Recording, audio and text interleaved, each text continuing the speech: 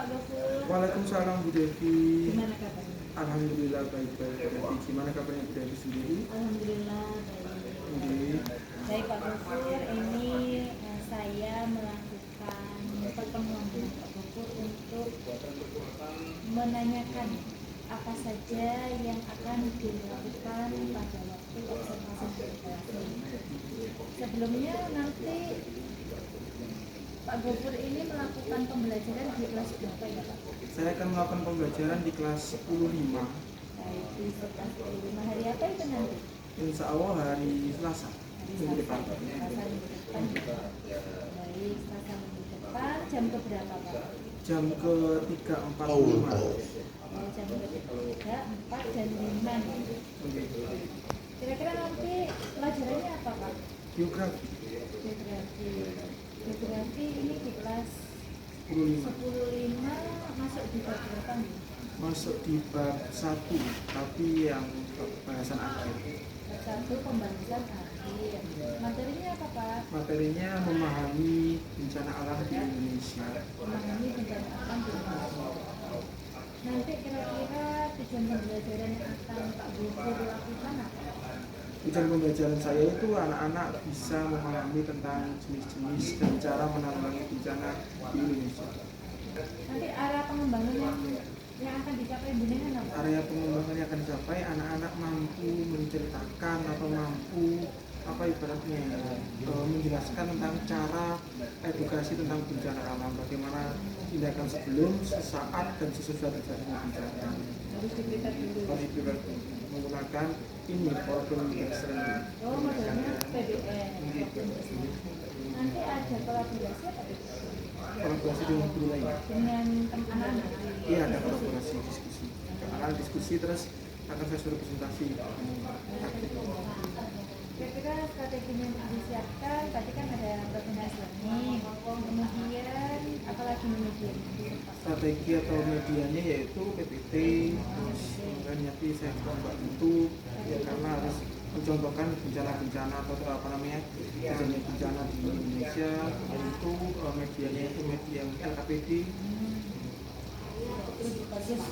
Terima kasih Pak Gofur. Sama-sama Bu Mohon maaf mengganggu Devi. waktunya.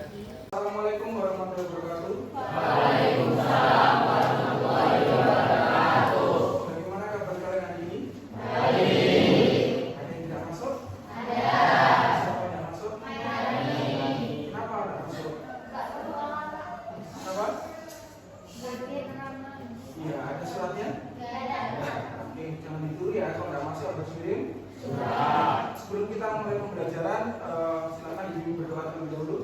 Ada yang mau berdoa, kelasnya atau siapa terserah. Yuk, silakan dibimbing berdoa terlebih dahulu.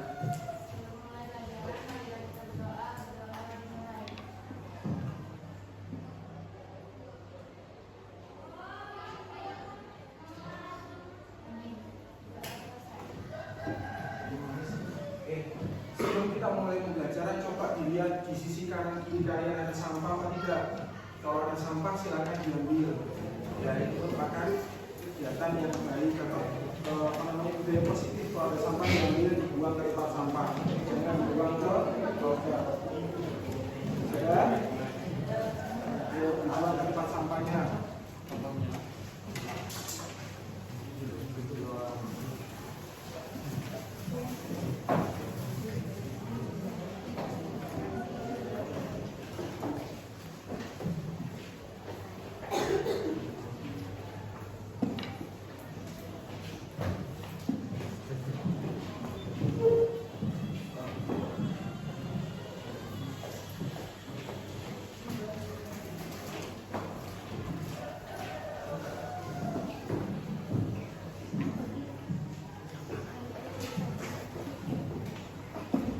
Silakan terima kasih. Itu silakan dibudayakan ya, terhadap budaya positif. Kalau sebelum ngapa-ngapain harus bersih, atau sebelum pembelajaran harus bersih dulu kelasnya. Oke, sebelum kita mulai pembelajaran kita kali ini yang temanya atau materinya bencana, mari kita review yang kemarin atau mari coba kita ingat materi kita yang kemarin apa? Masih ingat? Yang minggu lalu apa itu materinya? Terus ada fungsi, terus ada pendekatan, terus ada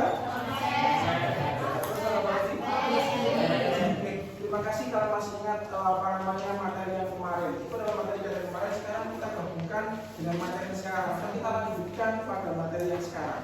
Oke, kira-kira kalian pernah mendengar atau pernah tahu bencana itu apa? Tahu bencana itu apa? Kalian tahu apa? Tahu nggak pengertian dari bencana? Hasil dari proses alam dan sosial. Apa itu bencana? Peristiwa yang mengganggu masyarakat.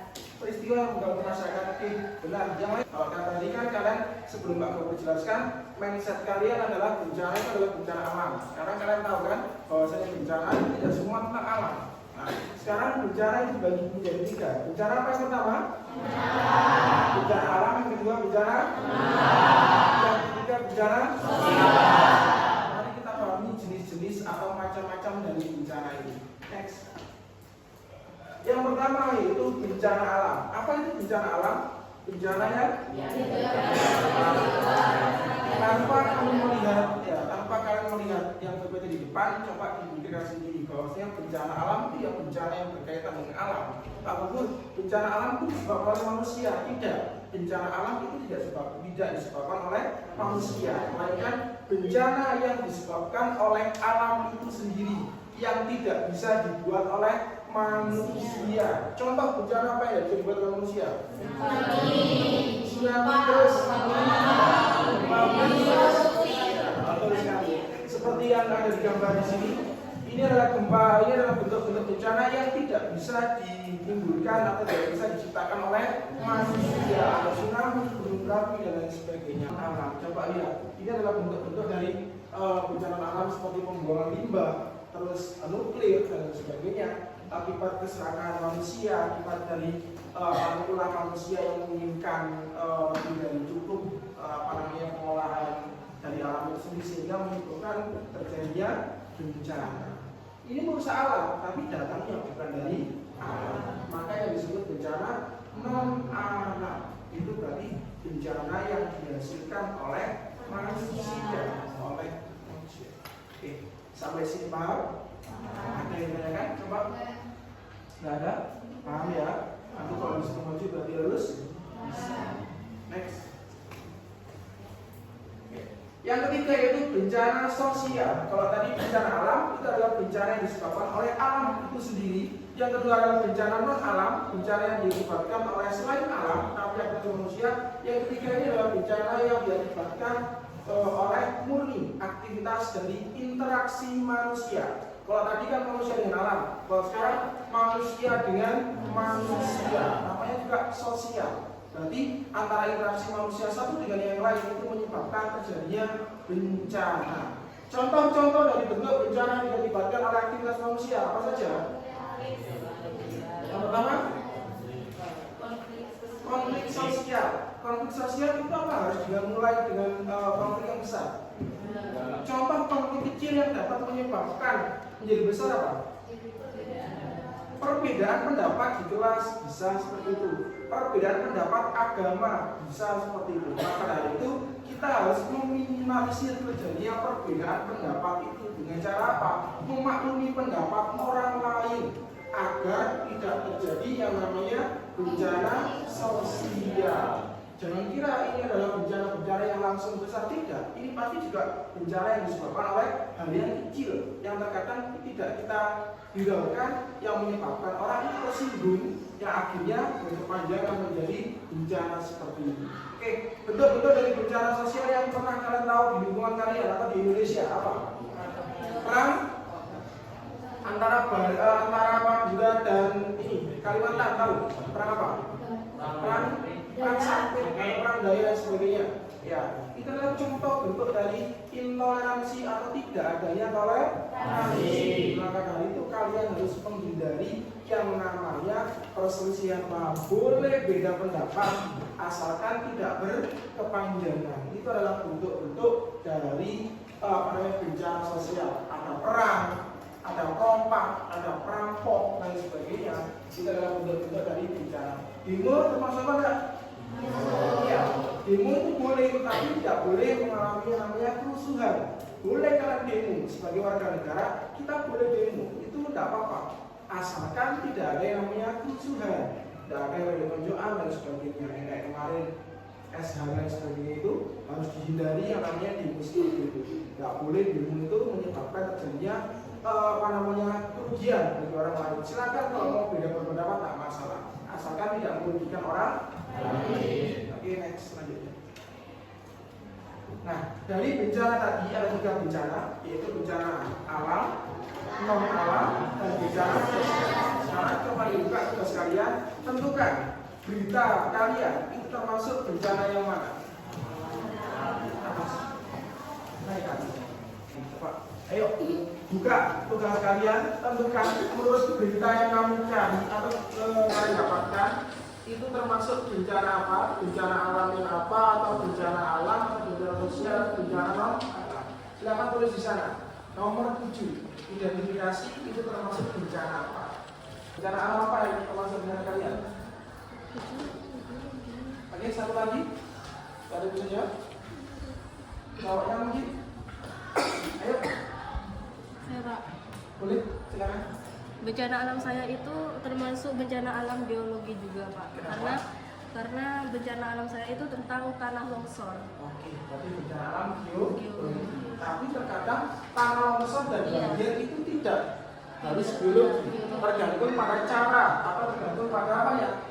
Bentuk dari penyebabnya. BPBD Jember. Apa tugasnya Bapak Ibu? Salah satunya yang bekerja di sana ya informasi ya. Salah satunya yang bekerja di sana itu salah satunya itu suami dari guru kita, Ibu Dita namanya.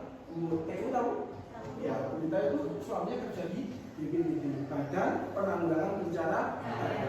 Nah itu namanya BPBD di dekat SMK 2. Di situ ada orang-orang atau instansi yang yang menggunakan atau memanfaatkan kekuatannya, memanfaatkan tenaganya, memanfaatkan cara mereka berpikir untuk apa? Untuk menyelamatkan orang lain. Namanya BPBD di tingkat kabupaten. Kalau mau lihat silakan lihat ke sana. BPBD itu tugasnya apa? Mengatasi semua bencana yang terjadi di Jember. Makanya kalau ada bencana boleh telepon BPBD.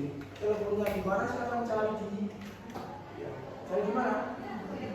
Di Google. Silakan lihat. Masa Pak Guru cari di bawah ini? Oke, yang kedua, BNPB. Ini lebih luas daripada BPBD. Apa itu BNPB? Badan Nasional Penanggulangan. Ini tingkatannya lebih luas. Kalau BPBD itu di kabupaten, kalau ini bisa di provinsi atau di kota-kota besar di Indonesia. Lihat gambar di sebelah ini siapa? Ya, itu Ibu Nurul atau Ibu ini kita, gambar kita. Pak Bogor dalamnya politik ya, itu hanya mencontohkan biar kamu paham. Ya, terserah kamu mau memilih siapa itu nggak jadi urusan saya. Ini saya hanya mencontohkan kalau BNPB itu lebih tinggi posisinya dari BPBD. Kalau BPBD di setiap kabupaten, kalau BNPB itu ada di setiap provinsi dan sebagainya. Itu adalah BPBD. Nah, yang lebih tinggi lagi, ya, ini BMKG biasanya ada satu di negara kita. Biasanya sering kan melihat siaran ini kemarin kalau kalian ada gempa bumi pasti story kalian atau story teman kalian full dari sini. Hanya BMKG yang dapat mencetuskan atau menginformasikan informasi ini. Kalian nggak boleh menginformasikan ini secara maksudnya misalnya Pak saya inisiatif membuat kayak gini sendiri, tak kira-kira itu nggak boleh. Kenapa seperti itu? Karena kalian nggak memiliki alat yang mumpuni kayak BMKG. BMKG ini tugasnya apa? Ya memang menginformasikan terjadinya bencana, akan terjadinya bencana di seluruh Indonesia. Apa sih BMKG ini kan? Badan Klimatologi, Meteorologi dan Geofisika. Itu adalah badan yang mencatat, badan yang menginformasikan terjadinya bencana-bencana di Indonesia. Hanya badan ini pasti kan ada asing lagi dengan logo ini. Ya Mas? Kalau ada gempa langsung semua story-nya berubah. Nah, ya salah serentak di print. Nah ini saya diamankan di screenshot. Ini saya sudah dapat baru yang kemarin. Tanggal berapa? 14 Agustus kemarin kan gempa. Ini saya sekarang dari salah satu guru kita. Saya ngomong di sana. Ini bukti bahwa kita sudah paham akan bencana, ya, sudah tahu apa bencana. Oke, lanjut. Sekarang bencana mana yang ada di Indonesia? Bencana mana yang ada di Indonesia? semua bencana ada di Indonesia. Indonesia menawarkan, kamu mau meninggal dengan cara apa? Kita semua ada. Kita itu memang negara yang kaya akan sumber daya alam, tapi kita juga memiliki potensi yang besar akan sumber daya akan terjadinya bencana. Kira-kira kenapa kok bencana di Indonesia itu banyak? Nggak adil. Nggak karena banyak dosanya. Nggak adil. Jadi pemikiran kalian sudah terbuka. Itu bukan penyebab dari adanya gempa, bukan takdir, bukan adanya dosa dan sebagainya. Kenapa? Yang pertama karena berada di dalam next gambar selanjutnya. Oke, diperhatikan. Kenapa sih Pak Gubernur Indonesia itu sering gempa? Ini penyebabnya. Di antara 7 lempeng dunia, lempengnya tertentu 1, 2, 3, 4, 5, 6, 7 yang besar, dan 7 sampai 9 yang besar, itu 3 di antaranya ada di Indonesia. Apa saja?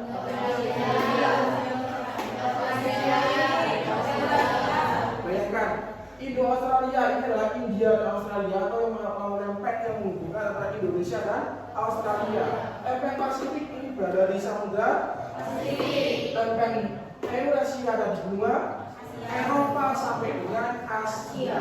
Dan ketiga ini berada di bawah Indonesia. Makanya jangan heran kalau kita sering terjadi gempa, bukan karena banyak dosa, bukan karena takdir dan sebagainya, tapi karena kita ada di 3 lempeng utama Indonesia, ada 3 lempeng utama bumi. Bayangkan saja. Pak Gubernur, berapa kali kita gempa dalam 1 tahun? Kemarin tahun 2022 Indonesia mencetak skor berapa kali? Ada yang tahu? 10.000 kali Indonesia mengalami terjadinya gempa bumi. Pak, kok nggak terasa? Nggak semua gempa bisa kalian rasakan. Kenapa?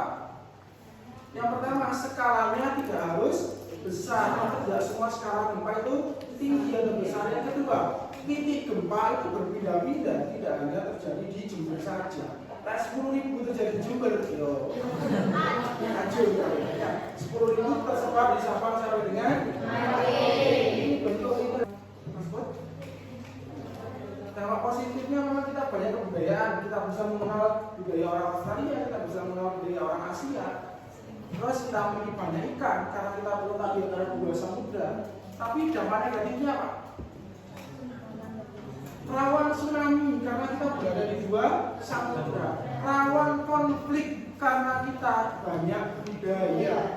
Budaya kita itu banyak dari orang saya, Madura, Jawa dan sebagainya. Itu rawan menimbulkan konflik karena saking banyak budayanya. Itu letak kita, itu letak persilatan. Tapi dampak positif kita banyak. Kita dilalui oleh jalur perdagangan dunia. Tahu yang namanya dulu jalur sutra? Pernah belajar sejarah enggak? Yang mengangkut jalur sutra itu atau yang mengangkut kain sutra, salah satu rutenya ada di Indonesia. Ini adalah bentuk informasi dari BNPB. Ini adalah bentuk-bentuk bencana selama tahun 2021. Pak Gubernur tidak mengenai 2024 karena belum diupdate kayaknya. Ini adalah berapa kali kita pernah mengalami dalam waktu 1 tahun. Contohnya dalam bencana banjir berapa kali? Gempa. Pak Gubernur, gempa itu cuma 24, katanya 10.000. Ini gempa yang berskala nasional. Ingat, ini yang menunjukkan adalah BNPB, Badan Nasional Penanggulangan Bencana. Berarti di tahun 2021 bencana gempa yang berskala nasional itu ada 24 kali. Ingat, ini yang berskala nasional. Ada takarannya sendiri, bencana dikatakan nasional, internasional, dan bencana daerah. Dan yang menangani apa ya tadi? BNPB, BPBD, dan BMKG. Kalian tadi kan sudah mengetahui kamu termasuk bencana apa. Ya. Sekarang Pak Gubernur membuat tugas kalian bentuknya kelompok, silakan kumpul 5 orang. 5 orang itu terserah bebas, tergantung pada jenis bencana yang sama.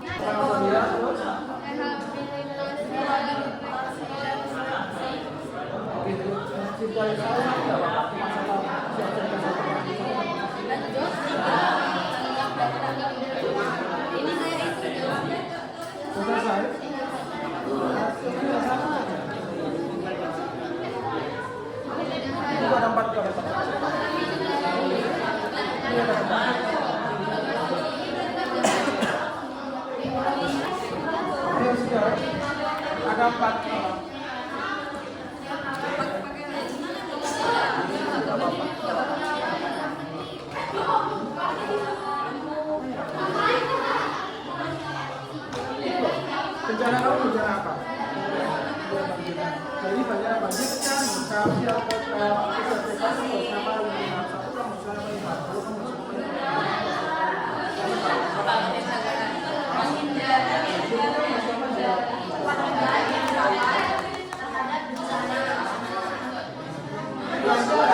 nasi boleh bahkan boleh ikut gratis boleh apa bebas.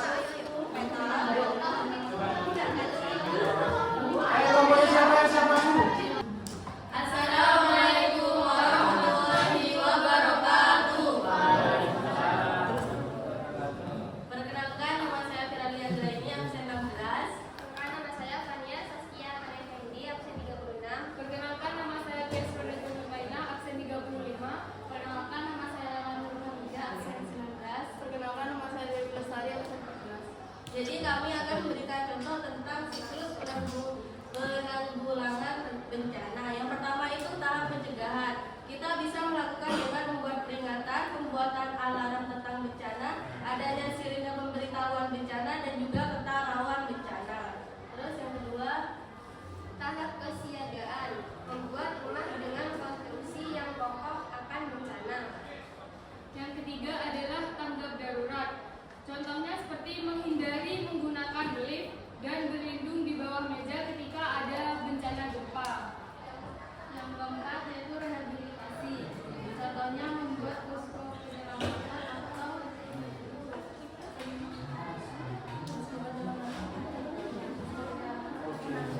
Pertanyaannya kan bencana apa? bencana gempa bumi. Bencana gempa bumi termasuk ke dalam bencana bencana geologi termasuk dalam bencana. Oke. Menurut kelompok lain benar apa enggak? Benar ya, sepakat ya. Tepuk tangan untuk kelompok lain.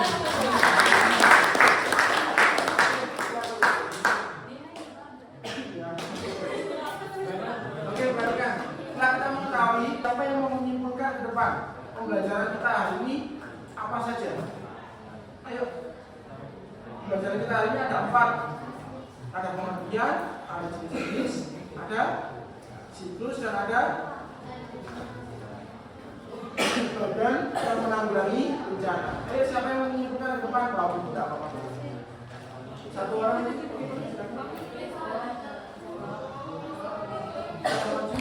Namanya siapa?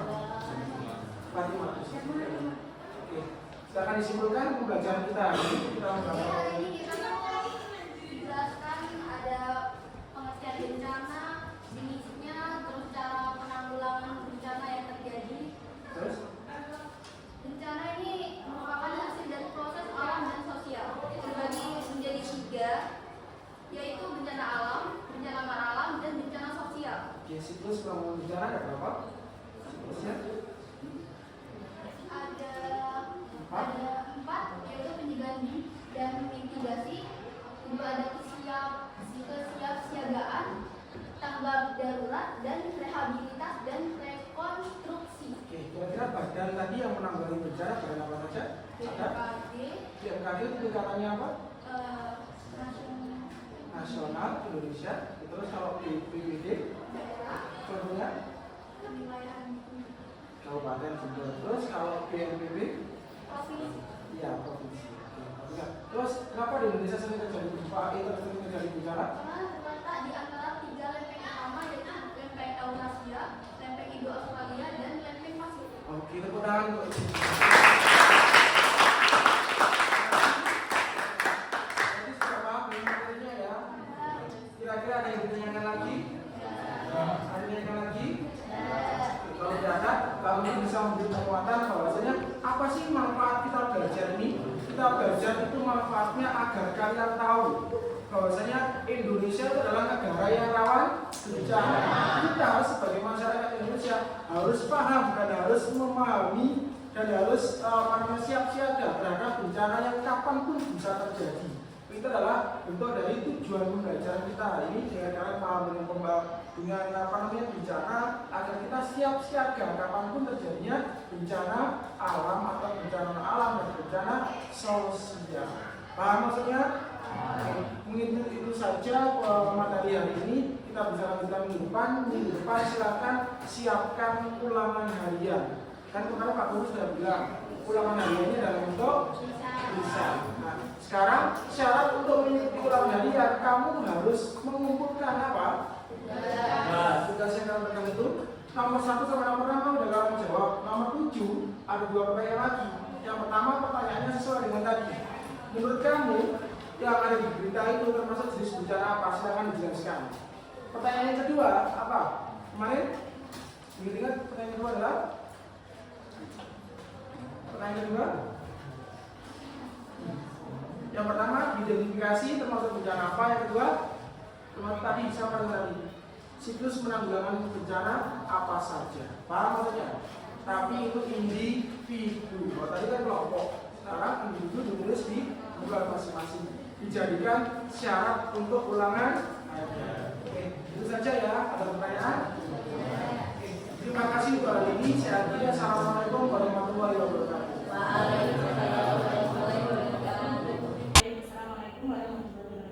Waalaikumsalam warahmatullahi wabarakatuh. Terima kasih Bapak Ibu sudah meluangkan waktunya dalam sesi wawancara masa observasi yang tujuannya adalah supervisi.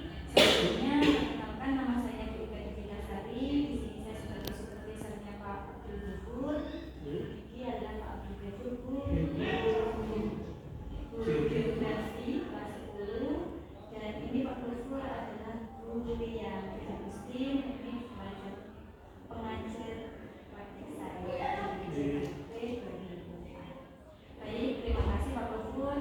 Kemarin dulu saya sudah melakukan observasi di kelasnya Pak Ghafur. Materinya adalah bencana alam, bencana alam itu di kelas 10. Itu sudah dilaksanakan sekitar tanggal 24 Oktober. Saya rasa tujuan pembelajarannya itu semua sudah dilaksanakan ya Pak, sudah dijelaskan. Alhamdulillah sudah. Tapi kira-kira Pak Ghafur setelah melakukan pembelajaran itu gimana perasaannya? Alhamdulillah senang bisa berbagi ilmu dengan anak-anak, terus bisa berkomunikasi mengenai bencana di sekitar kita bersama. Senang. Ya, saya rasa juga anak-anak cukup antusias juga. Kenapa? Karena pembelajarannya Pak Ghafur sudah menarik. Alhamdulillah. Itu ada disiplin positifnya ya Pak? Ya, di sini positif anak-anak saya suruh sebelum belajar membuang sampah dulu, berkaitan dengan budaya positif, budaya kebersihan. Iya. Bagus itu Pak, kalau sama orang tadi dari waktu. Nah kemungkinan ada kendala nggak selama pembelajaran kemarin? Kendala yang menyita ini sih tidak, tapi kendala yang namanya pembelajaran atau kegiatan pasti ada saja kendalanya. Kendalanya itu waktu. Saya kekurangan waktu untuk menjelaskan anak-anak itu terlalu antusias sehingga saya sebagai guru terlena untuk menjelaskan yang seharusnya yang bertanya saya batasi, ternyata tidak saya batasi saking saya asiknya untuk berkomunikasi dengan anak-anak. Di situ anak-anak kan tahu tentang bencana yang ada di sekitar, terus cara mengatasinya bagaimana. Jadi saya pribadi yang mungkin salah terlalu terlena dengan waktu sehingga kendalanya waktunya sangat terbatas, mepet, bahkan kesan kurang 10 menitan. Kurang 10 menit ya, nggak apa-apa. Nanti kan bisa dibuat evaluasi. Kira-kira dari yang sudah Pak Ghafur lakukan, ini area pengembangan yang mau dicapai itu kira-kira apa Pak? Area pengembangan yang saya capai, saya ingin menerapkan, mengembangkan pembelajaran diferensiasi. Nah, pembelajaran diferensiasi itu adalah pembelajaran di mana kan kita harus menyatukan beberapa komponen atau tidak hanya fokus pada satu ini saja. Nah, di situ saya berusaha untuk diferensiasi di proses sama produknya. Di situ saya menggabungkan antara anak-anak saya suruh untuk presentasi dan di akhir saya suruh untuk membuat LKPD itu adalah para pengembangan yang saya kembangkan. Iya, bagus juga. Kira Pak, rencana tindak lanjut ke depan itu apa ya Pak? Kalau tadi kan sudah mengetahui kendalanya, terus kemudian area pengembangannya apa? Nah, kira-kira untuk ke depan di kelas lain atau di kelas yang sama, rencana tindak lanjutnya apa? Rencana tindak lanjutnya atau perbaikan yang ingin saya lakukan ya tadi itu lebih mengendalikan dan manajemen waktu. Mungkin anak-anak antusias, tapi saya sebagai pemimpin pembelajaran ya tidak boleh terlena. Walaupun anak antusias harus manajemen waktunya harus tepat, karena kan kasihan yang dirugikan nanti anak-anak waktu istirahatnya terpotong gara-gara saya. Jadi manajemen waktu saya akan saya perbaiki di kelas berikutnya.